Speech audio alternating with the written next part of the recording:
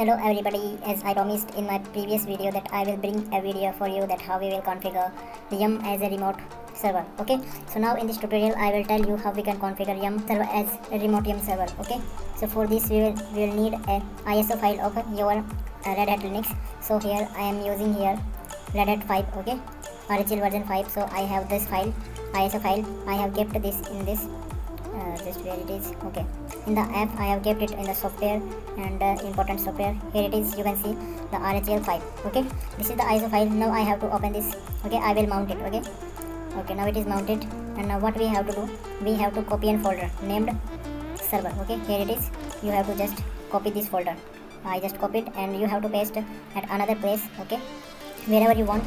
Suppose I am just copying it into C folder. You can see here it is already a folder, but I will copy this folder again for you. Okay, it can take up to 5 minutes. Okay, just wait for the completion, guys. Some people think that Linux is very hard in use, but if you have the strong command line, then it will be very easy in the operating. Okay, I will confirm here that if you have the will to learn Linux, then no one can stop you, but you have to be hardworking and just be strong in command line. Okay, if you don't learn the commands, then you can't run the Linux operating system, because it is totally command line operating system. You have to operate it through commands. Okay, now as you can see that it is running on my it is copying in my C drive. It is asking that replace all the destination. Yes, I am replacing. Now you can see it is copying. Okay, it will take up to 1 minute, so let's wait.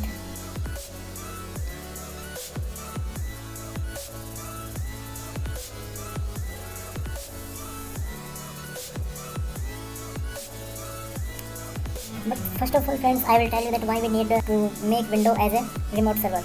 Okay, as in previous video what we have done, we just copied the ISO file of Red Hat Linux in the virtual system of Linux. Then we extract the server folder, and then we provide the path, and we created a dependency folder at etc yum.repos.d in the folder. Okay, now here we don't need such type of processes. Here we have to just extract this folder from this ISO file. Okay, and one more requirement, that is we have to download a software, that is everything. I already discussed about this software in my previous video. Okay, I already have downloaded this. Okay, I'll show you. Here it is. Okay, everything. This software you require, I have earlier discussed about this software, how it works and how to install it. Okay, you can see my previous video, and you can download from there and just install it and make some couple of changes like this, as I am telling here. Again, just go to this tool tab and just option, press on the option, and here you will see that HTTP server. Okay, here it will be by default unchecked. You have to check this option and just apply and click OK. And one more change that you have to make, you have to disable your firewall. Okay, here you have to press Windows R and just type firewall.cpl. Okay, now this screen will be open. Here you can see that turn Windows Defender firewall on or off. Okay, now here you can off this. Okay, now just OK and click OK. Now come to your virtual Linux machine. Here now we will make some couple of changes also here. Let's see what will be that.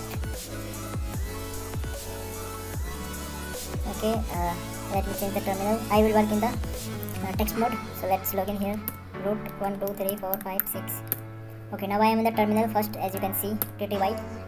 So now here, as you know, the default directory for the Yum repository is yum.repos.d. Okay, here we will create a new file that is yum.repo. Okay, we will create this file through Vim editor. Okay, I am using Vim editor here. Just hit enter, and here what we will type here.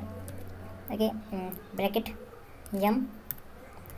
Okay, bracket close. Now here we have to type base URL equal file. In my previous video we have typed here file. Okay, because we have provided the root of file, but here we are using the window as server, so here we have to type colon. Okay, and http colon / and here we have to provide the IP of this your Windows machine. Here I will check the IP of my Windows machine, then cmd, and here we will type IP config. Okay, and hit enter. So here you can see the IPv4 address of my machine, that is 192.168.43.236. So now we have to type this IP address in this virtual Linux operating system. So here I will type 192.168.43.236. and then we have to provide the path of our server directory, okay, where it was kept. Here it is kept and we have to provide this path. So here it is in the C directory, okay, C drive. So here we will write, first we will give slash, and here is the C, and then colon, and then this slash, and the name of this directory, that is server, okay, and hit enter, and then type gpg check is equal to 0, and now save this entry, escape and save this entry. Now this repository file of yum has been created. Now let me check the IP of this, that it is connected with net or not. If config, okay, and enter. Okay, we have to th client -r.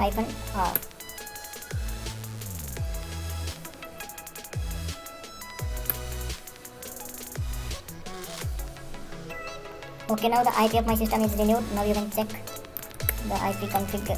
If config, now here you can see the IP of my system, that is 192.168.43.243. It means it is connected to the same network.